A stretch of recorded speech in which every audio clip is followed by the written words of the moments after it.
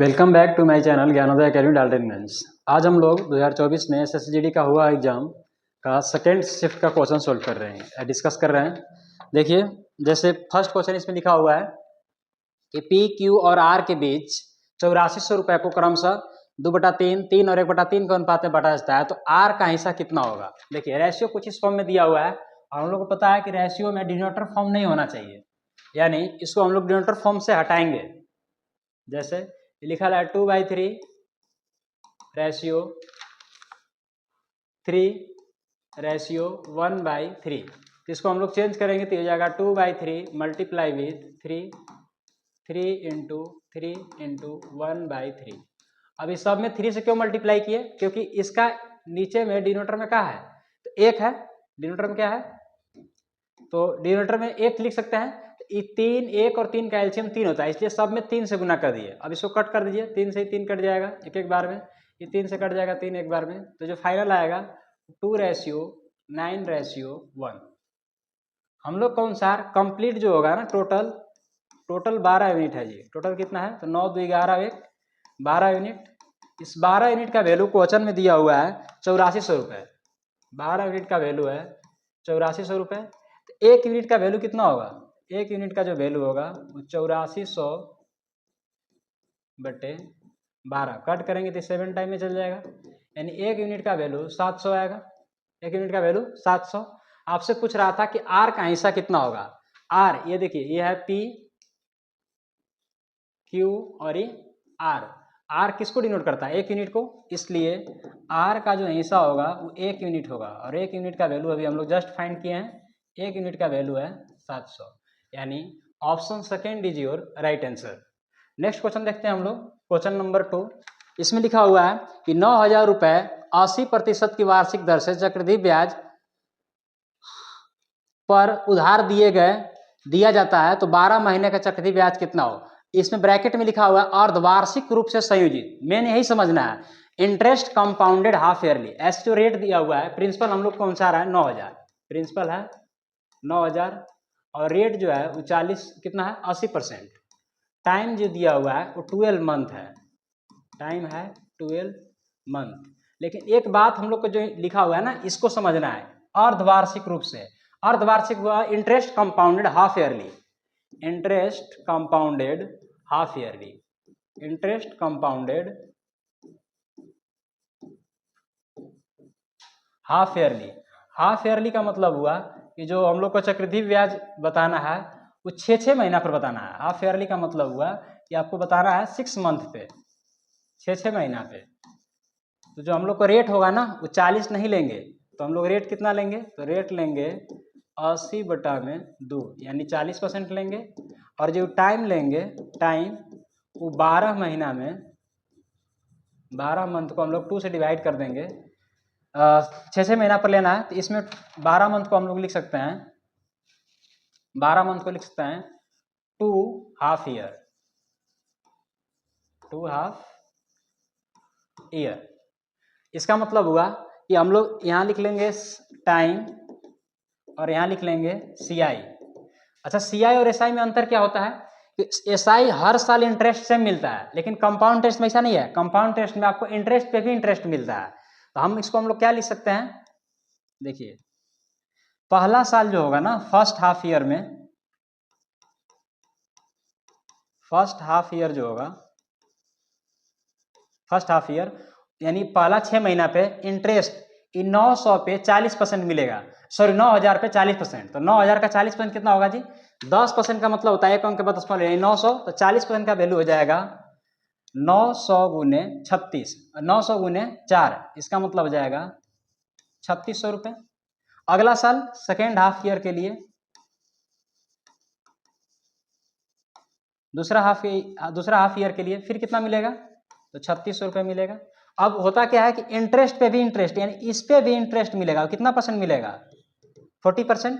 अब इसका 40% कितना होगा जी, 1% का वैल्यू निकालिएगा तो 36 होगा, हमको निकालना है 40% का, तो 36 गुने 40 कर देंगे, इसमें हो जाएगा 4 जीरो तक आएगा, ही आएगा 4 छक 24 का 4, 4 3 12 और 2 14, यानी इंटरेस्ट कितना हो जाएगा जी। तो अगर हम लोग टोटल CI देखें, टोटल CI तो 36 36 72 और 10 82 और 4 86, यानी टोटल जो होगा वो 8640 रुपया होगा, जो कि ऑप्शन नंबर सेकेंड है। Second option is your right answer. Third question देखते हैं। थर्ड में लिखा हुआ है कि एक वस्तु का अंकित मूल्य उसके क्रय मूल्य से 60% अधिक है, यदि उस वस्तु पर 20% की छूट दी जाती है तो लाभ प्रतिशत कितना होगा। देखिए क्रय मूल्य से 60% अधिक है, तो हम लोग क्रय मूल्य को अपने से क्या मान लेंगे, जो सीपी है उसको हम लोग मान लेंगे 100, और अधिक मार्क किया गया है जी, अधिक मार्क किया गया कितना कह रहा है कि क्रय मूल्य से 60% अधिक है अंकित मूल्य, इसका मतलब इस 100 है तो कितना होगा, ये 160 होगा। ये कितना होगा 160, क्योंकि 60% इसमें एक्स्ट्रा किया हुआ है, तो 100 का कितना ही निकालिए, उतना ही परसेंट होता है, 60% 60 ही होगा। बाद में लिख रहा है कि 20% की छूट दी जाती है, तो छूट मार्क प्राइस पे दिया जाता है, इसका अगर आप 20% कम कीजिएगा तो 16 दूना 32, 32 जब कम कीजिएगा तो कितना हो जाएगा, 160 में से 32 घट जाए तो आएगा 128। ये 128 क्या हो गया, तो ये हो जाएगा एसपी, क्योंकि छूट देने के बाद इतना बेचा रहा है, तो 100 रुपया में कोई चीज़ लिए थे हम लोग, अब बेचा रहा है 128 में, तो कितना का प्रॉफिट होगा जी, 28 का। क्वेश्चन में दिया हुआ है कि लाभ प्रतिशत बताइए, यानी प्रॉफिट परसेंट बताइए, तो profit by CP into 100, profit दिया हुआ है 28, सीपी हम लोग का 100 था, मल्टीप्लाई विथ 100, इस 100 से 100 ही कट जाएगा, तो आंसर कितना होगा 28% इज योर राइट आंसर, यानी option number 3। Third question third option इस क्वेश्चन का सही जवाब है। नेक्स्ट क्वेश्चन हम लोग देखते हैं, क्वेश्चन नंबर 4 में लिखा हुआ है कि एक गोले की त्रिज्या में 50% की वृद्धि की जाती है, तो गोले के आयतन में कितने प्रतिशत। देखिए यहाँ सबसे बात समझना है आयतन, यहाँ दिया हुआ है त्रिज्या, त्रिज्या 1 डायमेंशनल होता है जी, यानी अगर रेडियस को हम लोग देखा जाए, रेडियस तो 50% बढ़ा है, 50% का फ्रैक्शन वैल्यू जो होता है 1/2 होता है, इसका मतलब कि पहले अगर कोई चीज़ 2 था अब बढ़ करके कितना हो गया 3, और चूंकि हम लोग को वॉल्यूम निकालना है तो रेडियस को 3 बार बढ़ा देंगे, रेडियस को 3 बार बढ़ा देंगे, मतलब कि अगर 1/2 बढ़ रहा है ऐसे, तो 3 बार 1/2 1/2 और 1/2 कर देंगे। इससे होगा क्या कि यहाँ से निकल जाएगा इनिशियल वैल्यू और यहाँ से फाइनल वैल्यू, मतलब कि पहले अगर 2 था तब कितना हो गया 3, पहले अगर 2 था तो ये कितना हो गया 3, अगर ये पहले 2 था तो कितना हो गया 3, जब हम लोग इसको मल्टीप्लाई कर देंगे तो यहाँ से निकल जाएगा वॉल्यूम, अभी वॉल्यूम निकलेगा 2 ठो, एक निकलेगा पहले का वॉल्यूम, एक निकलेगा बाद का, तो 2 दूना 4 दूना 8, 3 3 9 तिया 27, वॉल्यूम में क्या हुआ जी, तो वॉल्यूम बढ़ गया, कितना बढ़ गया है 19, तो लिखेंगे परसेंटेज चेंज, आपसे पूछ रहा था कि कितनी वृद्धि होगी आयतन में, परसेंटेज चेंज इन वॉल्यूम, आयतन में कितना बदलाव आएगा, तो आयतन में कितना बदलाव आएगा, आयतन में कितना बदलाव आया 19 का कितना पे 8 पे और मल्टीप्लाई विथ 100, 4 से जब कट कीजिएगा इसको तो 2 बार में, 4 से ही 25 बार में, जब गुना कीजिएगा तो 19 × 5 = 95 का 5, 19 दूना 38 और 9 47, 475 बटा में 2%, 2 से डिवाइड किए तो 2 दूना 4, 2 तिहाई 6, 1 बचेगा 2 से 14, 237.5%, यानी option 2 is your right answer. आप चाहे तो इस क्वेश्चन को एक तरीका से और बना सकते हैं, जैसे अगर हम इसको क्वेश्चन को बात किया जाए,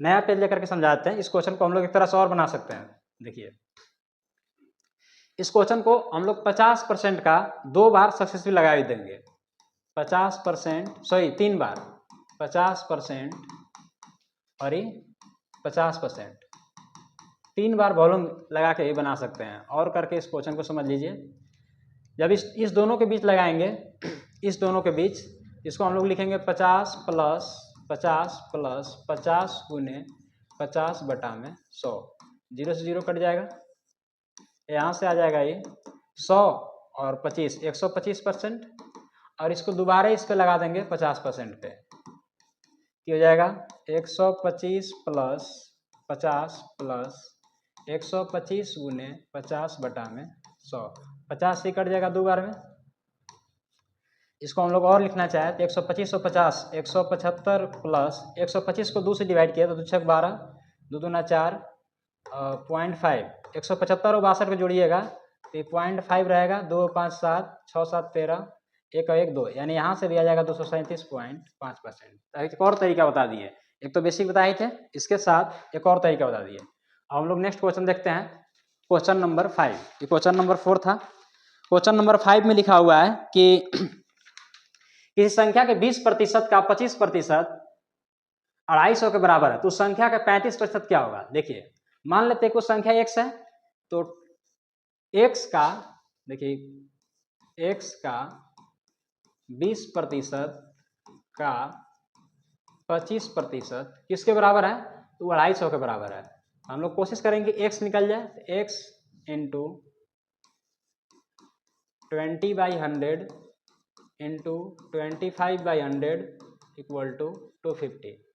इसको काटिएगा तो ये कट जाएगा 20 से एक बार में, 20 से ही 5 बार में, 25 से एक बार में, 25 से 4 में। x का जो वैल्यू आएगा वो 250 गुने 20, क्योंकि पंचों की 20 उधर जाएगा तो मल्टीप्लाई, इधर डिवाइड हो जाएगा तो मल्टीप्लाई में 250 दूना 500 और एक जीरो डाल देंगे, यानी x का वैल्यू जो आ गया वो 5000 है। ये आंसर नहीं होगा। अब आपसे क्वेश्चन पूछ रहा है कि उस संख्या का 35% बताइए। ये 5000 का 35% कितना होगा। एक परसेंट का वैल्यू होगा 50, तो 35% का वैल्यू हो जाएगा 50 गुने 35, 50 25, 5 तिहाई 15 और 2 17, एक तो क्या कर देंगे 0, यानी 1750 इस क्वेश्चन का सही जवाब होगा। नेक्स्ट क्वेश्चन हम लोग देखते हैं, क्वेश्चन नंबर 6। क्वेश्चन नंबर 6 में लिखा हुआ है कि 384 मीटर लंबी एक रेलगाड़ी एक बिजली के खंभे को 12 सेकंड में पार करती है और विपरीत दिशा में यात्रा कर रही समान लंबाई की दूसरी रेलगाड़ी को 12 सेकंड में पार करती है।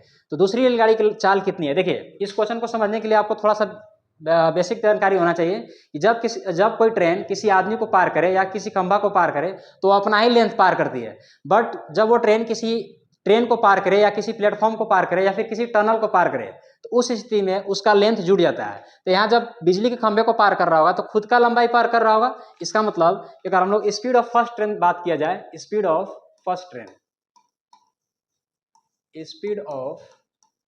फर्स्ट ट्रेन, पहली ट्रेन का जो स्पीड होगा, स्पीड इक्वल टू होता है डिस्टेंस अपॉन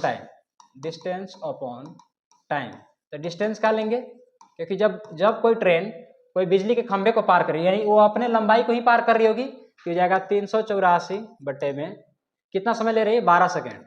12 से डिवाइड किया 12 तिया 36, बचेगा कितना 2, 12 दूना 24, यानी 32 मीटर पर सेकेंड आया। नेक्स्ट लिखा हुआ है और विपरीत दिशा में यात्रा कर रही समान लंबाई को दूसरी रेलगाड़ी को 12 सेकंड में पार करती है। देखिए अब ये दो केस है, एक तो पहला जब ट्रेन पार कर रही खंभा को, दूसरा है एक इधर से ट्रेन आ रही थी और एक इधर से। तो उस स्थिति में मान लीजिए फर्स्ट ट्रेन है T1 और ये है T2, तो जब एक दूसरे को पार कर रही है तो वो खुद का स्पीड से नहीं पार करेगी, वो पार करेगी आपको रिलेटिव स्पीड से, रिलेटिव स्पीड। और क्वेश्चन में एक और बात दिया हुआ है कि दोनों का लंबाई सेम है। इसका मतलब इसका अगर 384 है तो इसका भी कितना होगा 384, मतलब कि रिलेटिव स्पीड से अगर पार करेगा। तो क्वेश्चन में दिया हुआ था कि उनको 12 सेकंड में पार कर रही है। तो अगर यहाँ हम लोग देखे जाए कि टाइम रिलेटिव स्पीड कितना आएगा, तो रिलेटिव स्पीड आएगा दोनों का डिस्टेंस 384 प्लस 384 और टाइम कितना लग रहा है, टाइम लग रहा है 12 सेकेंड। ये जोड़ दीजिएगा तो 4 4 8 8 8 16 3 3 6 1 7 768 बटा में 12, इसको डिवाइड किया तो 12 6 72, बचेगा 4 12 4 48, यानी आया 64 मीटर पर सेकेंड, 64 मीटर पर सेकेंड। लेकिन ये जो 64 आया ये किसी एक ट्रेन का नहीं है, ये है रिलेटिव स्पीड, रिलेटिव स्पीड है। और जब कोई ट्रेन एक दूसरे को पार करे तो दोनों का स्पीड जुड़ता है, यानी दोनों के मिलाकर के 64 है। तो दूसरी रेलगाड़ी कितना होगा, तो जितना पहला का उतना दूसरा का भी होगा, क्योंकि दोनों का लंबाई सेम है। इसलिए speed of first second train जो होगा, स्पीड ऑफ सेकेंड ट्रेन वो कितना होगा, तो 32 होगा। यानी हम लोग लिख सकते हैं 64 बटा में 2, 32 मीटर पर second. Option 2 is your right answer. ऐसा क्यों हुआ, क्योंकि दोनों का डिस्टेंस भी दोनों का जो लेंथ है वो सेम था, इसलिए हम लोग स्पीड को क्या कर दिए 2 से डिवाइड कर दिए। नेक्स्ट क्वेश्चन है 8, 32 से पहले की सभी अभाज्य संख्याओं का औसत कितना है। अभाज्य संख्या के बारे में हमको पता होना चाहिए। अभाज्य संख्या किसको बोलते हैं, तो that number which is divisible by 1 and itself, वह संख्या जो एक और खुद से डिवाइड हो उसको हम लोग क्या बोलते हैं, प्राइम नंबर बोलते हैं, यानी अभाज्य संख्या बोलते हैं। तो अब 32 से पहले का जो अभाज्य संख्या है वो क्या क्या हो सकता है, तो देखिए उसमें हो जाएगा 2। अच्छा आगे क्वेश्चन लिखा है उसका औसत बताइए, तो हम लोग डायरेक्ट सोल्व ही कर दे रहे हैं कि एवरेज इसका क्या होगा, हम लोग डायरेक्ट एवरेज ही फाइंड कर दे रहे हैं। एवरेज इक्वल टू हम लोग पढ़े हैं कि total sum upon total number होता है, टोटल नंबर यानी कुल योग बटा में कुल संख्या, कुल संख्या। तो संख्या क्या होगा, तो एक संख्या होगा 2, 3, 5, 7, 11, 13, 17, 19, 21, 23, 29 और 31। डिवाइड कितना कर देंगे, तो जितना ही नंबर है 1, 2, 3, 4, 5, 6, 7, 8, 9, 10, 11। अच्छा एक मिनट, एक नंबर इसमें एक्स्ट्रा हो गया, 21 प्राइम नंबर नहीं है, 21 जो है वो प्राइम नंबर नहीं है। 2, 3, 5, 7, 11, 13, 17, 19, इसके बाद 23, इसके बाद 29 और इसके बाद होगा 31। तो आ रहा है 32 से पहले, यहाँ ध्यान देना है 32 से पहले, तो 31 तक लेना है और नंबर जोड़िए 1, 2, 3, 4, 5, 6, 7, 8, 9, 10, 11। यानी हम लोग कितना से डिवाइड कर देंगे, 11 से। जब आप इसको जोड़िएगा तो 2, 3, 5, 5, 10, 7, 17, 11, 28, 3, 31, 10, 41, 7, 48 और 10, 58 और 20 किया तो 68, 51 है तो 67 और 3, 70 और 20, इसमें हो जाएगा 90 और 10, 100, 29 और 31, 60। यानी इसको जोड़िएगा तो आएगा 160 डिवाइडेड बाई 11। 11 से जब डिवाइड किया तो 11 कम 11 बचेगा 5 यानी 50 हो जाएगा। 11 चौ 44, 14 पॉइंट समथिंग होगा जी। एक ही ऑप्शन है 14.54 is your right answer. Next question जो है लिखा हुआ है कि दो संख्याओं का गुणनफल 720 है और उनका महत्तम 4 है, 3 संख्याओं का लघुत्तम बताइए। 10th क्लास के क्वेश्चन आप लोग पढ़े होंगे जी। अगर एलसीएम निकालना होगा तो first number multiply with second number और डिवाइडेड बाई क्या होता है, एचसीएफ। अभी दोनों का गुणनफल क्वेश्चन में दिया हुआ है।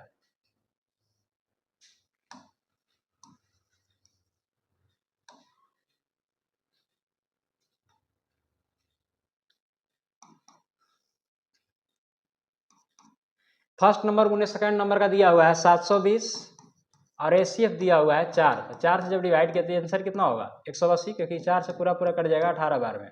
तो जीरो डाल देंगे यानी 180 is your right answer, option number 3rd। Next question देखते हैं, क्वेश्चन नंबर 9। कह रहा है कि 5 संख्याओं का औसत 32 है, यदि एक संख्या हटा दी जाए तो औसत 28 हो जाता है, हटाई गई संख्या क्या है। तो हम लोग देखेंगे कि कुल कितना होगा, टोटल सम निकालेंगे। तो टोटल सम ऑफ 5 नंबर, 5 संख्याओं का औसत कितना होगा जी, तो 5 संख्याओं का औसत 32 है, तो कुल कितना होगा, तो हो जाएगा 5 गुने 32, 30 पचे 150, 2 पचे 10 यानी 160 हुआ। आगे लिख रहा है कि यदि एक संख्या हटा दी जाए तो हम लोग को टोटल सम ऑफ 4 नंबर्स, 4 संख्याओं का टोटल कितना होगा, तो 4 गुने, अब कह रहा है कि एवरेज 28 हो जाता है तो गुना कर देंगे 28 से। 4 8 32 का 2, 4 2 8 1, 8 और 3 11 यानी 112 हो गया। पहले 160 था अब 112 हो गया। तो आपसे पूछ रहा है कि हटाई गई संख्या क्या होगा, तो हटाई गई संख्या जो होगा, रिमूव नंबर जो हम लोग रिमूव किए हैं, रिमूव नंबर वो क्या होगा जी, 160 माइनस 112 यानी 48 is your right answer, 48, option number 4। 48 होगा ना, गलती कृत लिखा हुआ है, इसका सही जवाब होगा 48। 48 is your right answer. Next question 11, ये सिंप्लीफिकेशन का क्वेश्चन है। 0.1 का जब स्क्वायर कीजिएगा, 0.1 का स्क्वायर, स्क्वायर का मतलब 2 टाइम्स मल्टीप्लाई, ये 0.01 होगा। और जब 0.01 का होल स्क्वायर कीजिएगा तो हो जाएगा 0.001। अब इसको सिंपली ऐड कर देना है। ऐड कैसे कीजिएगा, इसको ना 0.01 को 0 लिख सकते हैं इस तरह से, ठीक है, एक 0 और लिख सकते हैं। अच्छा एक मिनट, एक इसमें 2 है तो 4 अंक के बाद हो जाएगा ना, तो एक और 0 होगा इसमें, यहीं लगा देते हैं। देखिए एक यहाँ होगा, एक यहाँ 0 लगा देते हैं, ठीक है, यहाँ भी 0 लगा देते हैं। अब इसको जब सिंपली ऐड कीजिएगा तो 1 0 1 0, 0.0101, option number 4, option number 4 is your right answer. Question number कितना था 10। नेक्स्ट जो क्वेश्चन है 11 नंबर, 11 नंबर जो क्वेश्चन है कह रहा कि स्वैप्निल 16 दिनों में एक सोफा बना सकता है। रेवती के साथ मिलकर काम करते हुए वह काम को 128 बटा में 17 दिनों में पूरा कर सकता है। यदि रेवती अकेले इस काम को पूरा करने में रेवती को कितना समय लगेगा? देखिए, स्वैप्निल को हम लोग एस से लिख देते हैं। इसको समय लग रहा था 16 दिन। रेवती को हम लोग, जब रेवती साथ में काम आती है, रेवती के साथ मिलकर, इसका मतलब कि स्वैप्निल प्लस रेवती को जो समय लग रहा है वो लग रहा है 128 बटा में 17 दिन। ये टाइम है। इस दोनों का अगर हम लोग एलसीएम लेंगे तो ऊपर वाला का एलसीएम लेते हैं, नीचे का एचसीएफ। तो इसके नीचे कुछ नहीं है तो एक है ना, 1 और 17 का एचसीएफ एक ही होगा, यानी इसका एचसीएफ एलसीएम आ जाएगा 128। जब हम लोग इसको डिवाइड करेंगे, ये क्या है? तो यह टोटल वर्क। जब डिवाइड करेंगे तो यहाँ आएगा इफिशियंसी यानी क्षमता। तो जब 16 से डिवाइड करेंगे तो यहाँ 8 आएगा, और जब 128 से डिवाइड, 128 पूरा कट जाएगा तो यहाँ क्या आएगा? 17। और हम लोग को पता चल गया कि स्वैप्निल का एफिशिएंसी 8 है, आई दोनों मिलकर के 17 है। तो इसका कंफर्म है कि कितना रहा होगा? 9। अब आपसे पूछ रहा था कि रेवती को कितना समय लगेगा, इसको टाइम कितना लगेगा? तो टाइम इक्वल टू होता है total work upon total efficiency. अब किसका इफिशियंसी? इफिशियंसी रेवती का लेंगे, ये हो जाएगा 128 बटा में 9 इज योर राइट आंसर। 128 बटा में 9 दिन, यानी ऑप्शन नंबर 3। नेक्स्ट क्वेश्चन देखते हैं हम लोग। क्वेश्चन नंबर 12 है, किसी धन राशि पर 5 वर्षों के लिए प्राप्त साधारण ब्याज उस धन राशि का 2/5 है, तो वार्षिक ब्याज दर क्या है? देखिए, एसआई दिया हुआ है क्वेश्चन में जी। एसआई जो है सिंपल इंटरेस्ट दिया है 2/5 ऑफ पी, मतलब प्रिंसिपल। तो अगर हम लोग एसआई अपॉन पी की बात किया तो ये 2/5 आ गया। अब क्वेश्चन में दिया हुआ है कि इसमें टाइम 5 साल है, टाइम इसमें दिया हुआ है 5 ईयर्स। आप यहाँ से रेट आराम से निकाल सकते हैं। रेट इक्वल टू होता है SI यानी 2 × 100 अपॉन P 5 × T यानी 5। ये 5 से काटिएगा तो 20 बार में, और ये 5 से काटिएगा तो 4 बार में, यानी इस क्वेश्चन का सही जवाब क्या होगा? 8%, यानी ऑप्शन नंबर 4। क्वेश्चन नंबर 12 का आंसर हो जाएगा 8%।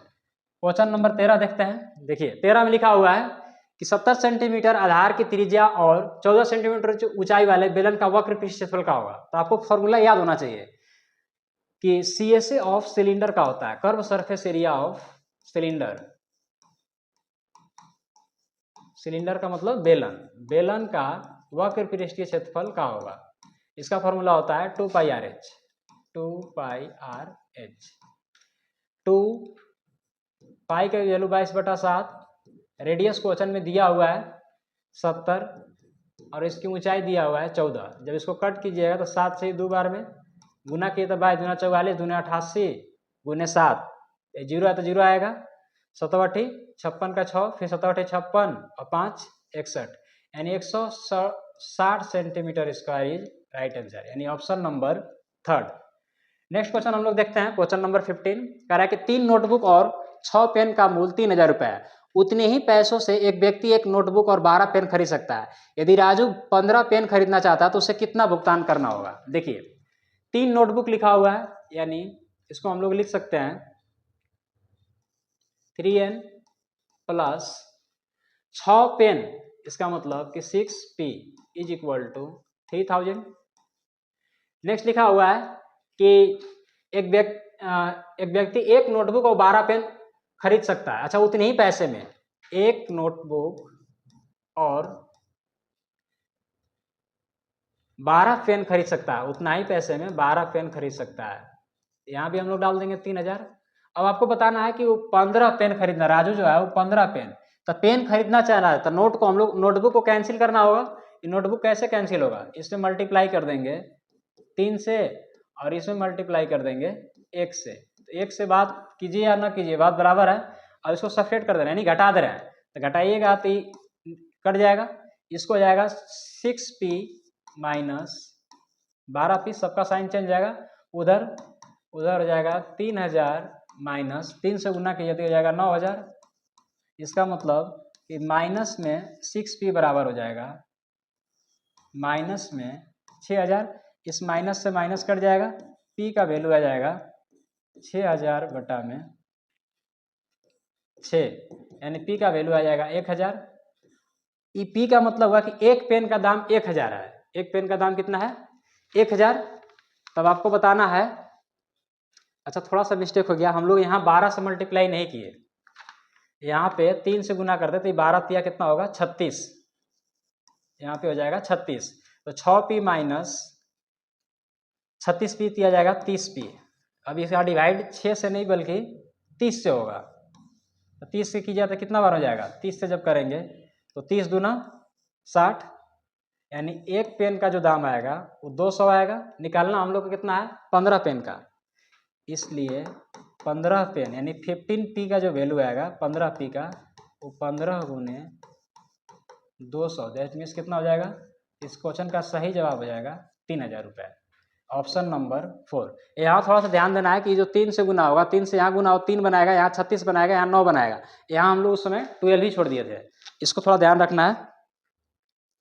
क्वेश्चन नंबर 15 देखते हैं। क्वेश्चन नंबर 15 जो है, यदि 6 पेन का क्रय मूल्य 5 पेन के विक्रय मूल्य के बराबर है, कह रहा है कि CP ऑफ 6 पेन, 6 पेन का क्रय मूल्य SP ऑफ 5 पेन यानी 5 पेन का विक्रय मूल्य के बराबर है। SP का मतलब होगा विक्रय मूल्य और CP का मतलब हुआ क्रय मूल्य। तो अगर हम लोग यहाँ से SP और CP का रेशियो देखा जाए, SP और CP कि क्या होगा? 6/5। मतलब कि कोई चीज़ 5 में लिए थे, अब बेच रहे हैं 6 में। 5 में कोई चीज़ लिए थे, बेच रहे हैं 6 में, तो कितना एक्स्ट्रा बेच रहे हैं? 1। तो प्रॉफिट जो होगा ना, प्रॉफिट परसेंट निकालेंगे तो 1 का प्रॉफिट हुआ है कितना पे? 5 पे, और इनटू में कर देंगे 100। 5 से कट की तो एक बार में, 5 से ही 20 बार में। इस क्वेश्चन का सही जवाब होगा 20% प्रॉफिट।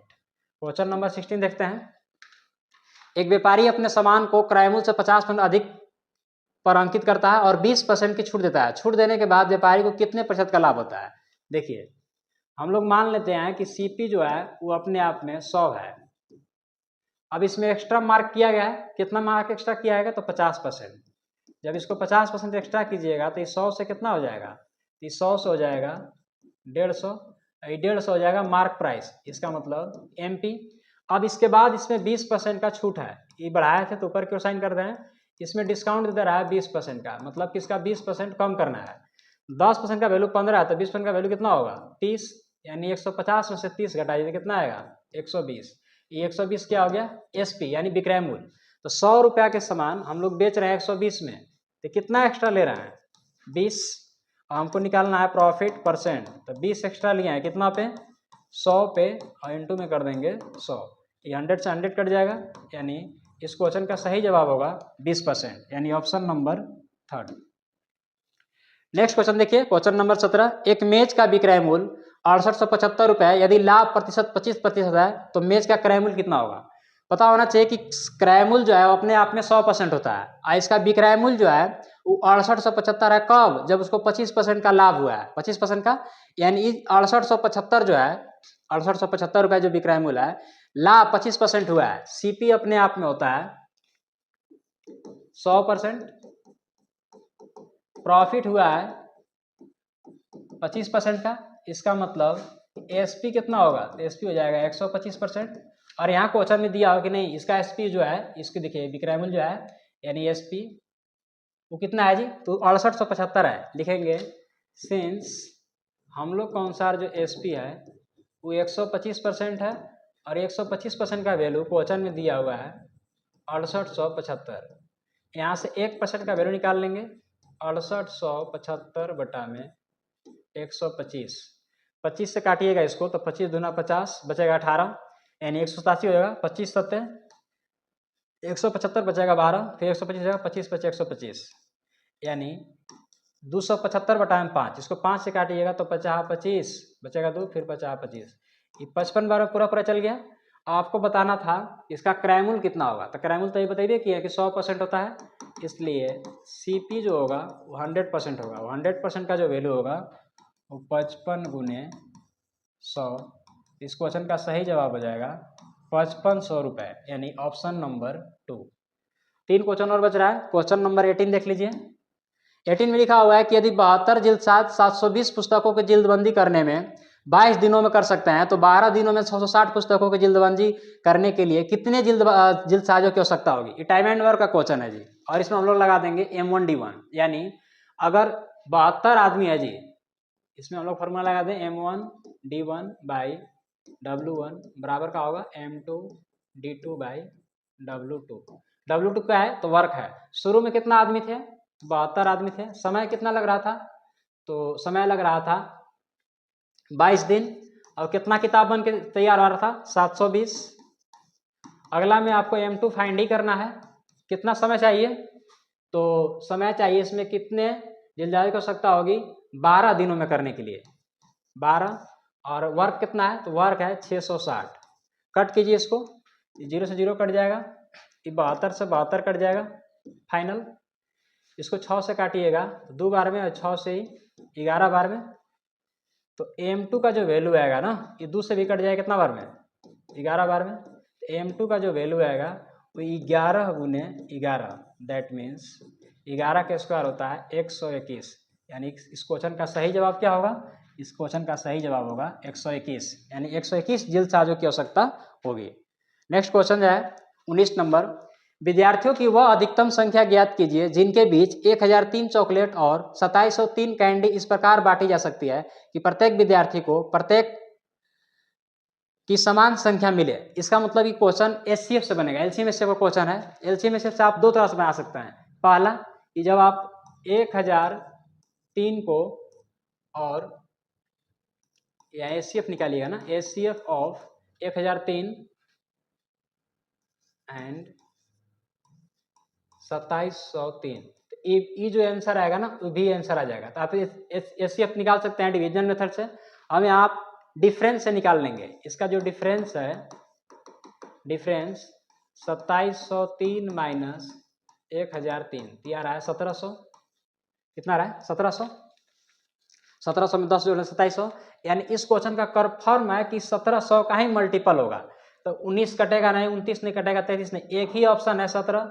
यानी हम लोग इस क्वेश्चन को डायरेक्ट बाई ऑप्शन कर सकते हैं कि एचसीएफ जो होगा ना वो 17 होगा, और ये क्या हो जाएगा आंसर। अगर किसी को डाउट लगे कि 17 नहीं होगा तो आप इसको डिविजनल मेथड से चेक कर सकते हैं। 1003 लीजिएगा, डिवाइड करना है, ये और कर दे रहे हैं ना 1003, और ये 2703 पढ़े होंगे ना नीचे क्लास में। इसको डिवाइड करके आप यहाँ से एचसीएफ ले सकते हैं। तो यहाँ से भी एचसीएफ जो आएगा वो आएगा 17। नेक्स्ट कह रहा है कि यदि x का 45% y के 15% के बराबर है तो आपको बताना है कि x अनुपात y का मान कितना होगा। 45% ऑफ x बराबर है 15% ऑफ y। आपको बताना है कि x अनुपात या क्या होता है। 15 से कट जाएगा जी 3 बार में, 15 से 1 बार में, तो 3x बराबर y, x बाई y का वैल्यू क्या होगा 1/3, यानी x रेशियो y का जो वैल्यू आएगा 1/3। क्वेश्चन ऑप्शन कौन होगा, ऑप्शन हो जाएगा 1। इस प्रकार हम लोग सेकेंड शिफ्ट का भी क्वेश्चन टोटल देख लिए, और ये लेटेस्ट क्वेश्चन है SSGD 2024 का। बाकी क्वेश्चन हम लोग इसी तरह से कंटिन्यू सीरीज करेंगे। वीडियो को अगर किन्हीं को प्रॉब्लम होगा तो दोबारा रिवाइंड करके देखिएगा, वहाँ से समझ आएगा। बाकी हम लोग अगले दिन कंटिन्यू करते हैं।